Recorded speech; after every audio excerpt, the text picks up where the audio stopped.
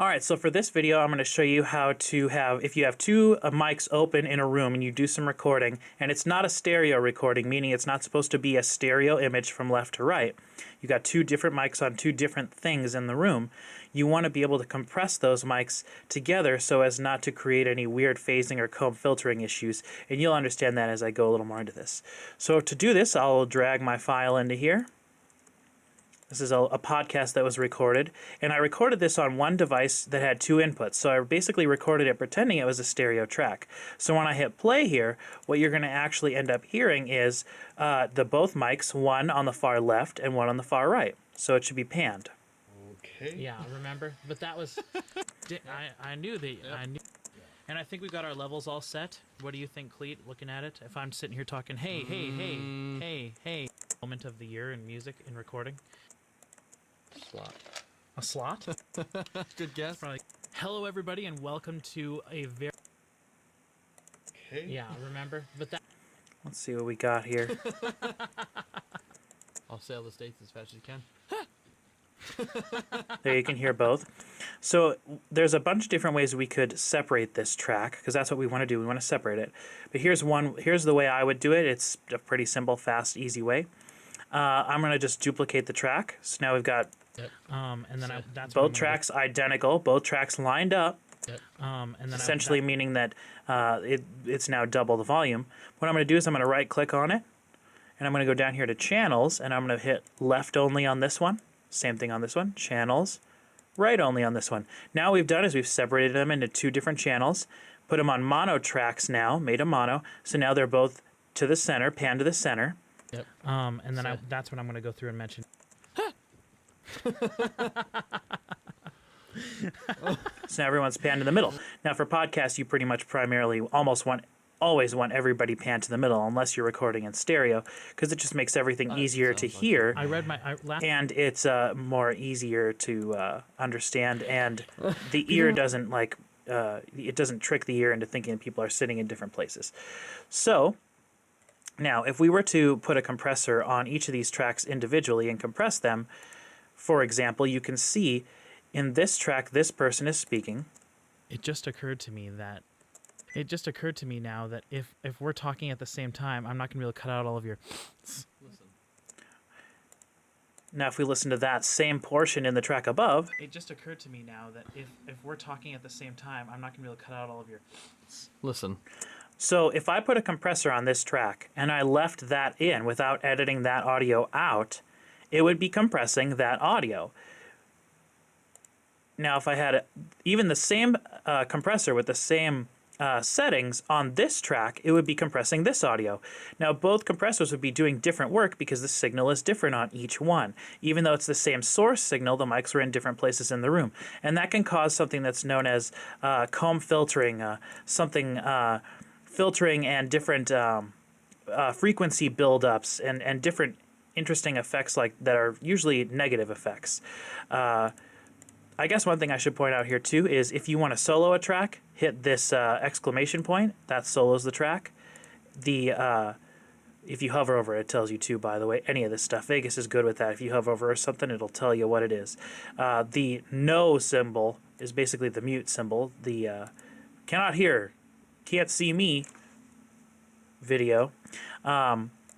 It just occurred to me now that So how would we go about compressing these two tracks together at the same time using one compressor so that it compresses both simultaneously? So there's a couple different ways we could do this. I'm going to show you one way, and the way I'm going to do that is sending them to a bus track. So in Vegas 13 here, with the way I've got the windows set up, I'm not looking at anything that would be a bus. Even if I did send these to a bus right now, I wouldn't be able to see them. So one thing that I'm going to do to bring up to make this a little clearer is I'm going to go into View, Window, and then we're going to look at, where is it? The Mixing Console. So that brings up the mixing console for the audio. And so right now you can see here, we've got the preview track is something we don't really need to worry about. That's just sort of like a generic master bus track. Actually, I don't even like that. Let's get rid of that. Let's see. I don't want to see that. Not important. So here we've got both tracks, track 1, track 2, and then we've got the master bus, which is down here. So what we want to do, here's a tip. If you want to name a track, by the way, you can just double click on it down here at the bottom and name this one Bob. And this one can be Joe. So you've got Bob and Joe up here, respectively. Bob on the top, Joe down on the bottom, both being sent to the master bus. What we can do is send both of these, instead of sending them right to the master bus, what we'll do is we'll send them to an individual bus that we're going to create here in a second. So there's different ways to do this. You can right click on the track over here on the right, on the far left, and you can go output. Right now we have it set to master, but we can also send it to a bus. So let's see. First we go, let's see, we got to create, how do we do that?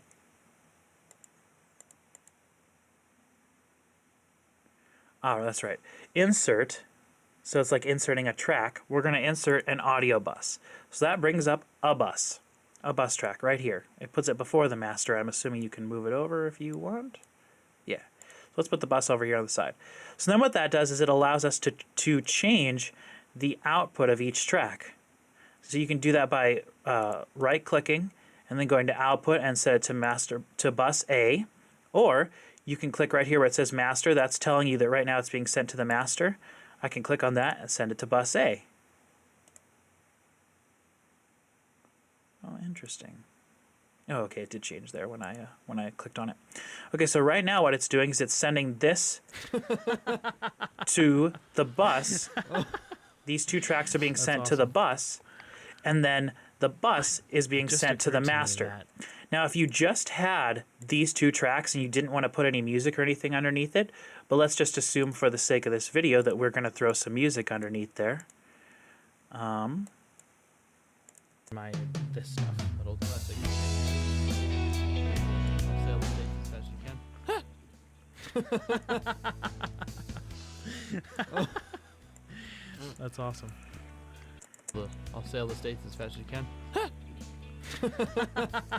Now, we wouldn't want to put a compressor on the master bus because then it would be compressing each subsequent track, as well as the tracks that we are trying to focus on. It would also be compressing the music, and we don't want that.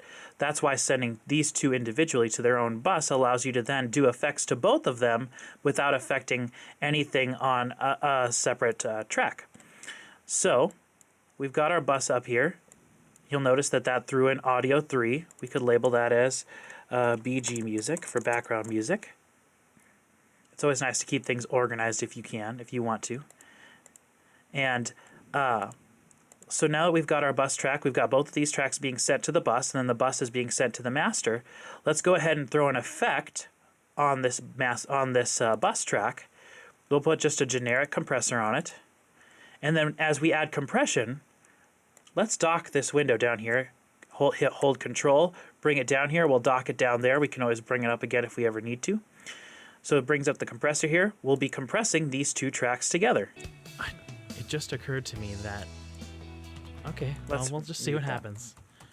It just occurred to me now that if we're talking... So if we add compression to this, it's going to compress both at the same time. Okay, well, we'll just see what happens.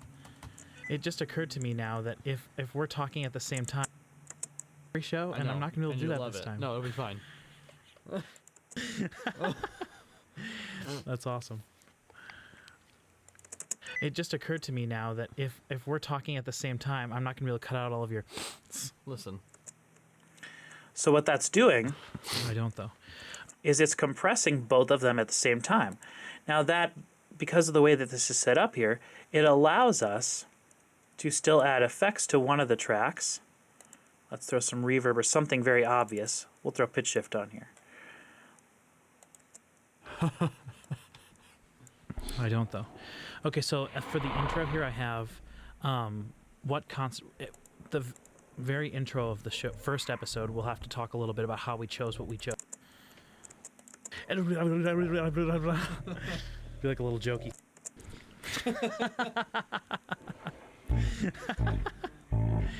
That's awesome. It just occurred. That's awesome. A little ridiculous and definitely not what we want there. So let's get rid of that. Let's try reverb instead because that's much easier to understand and hear.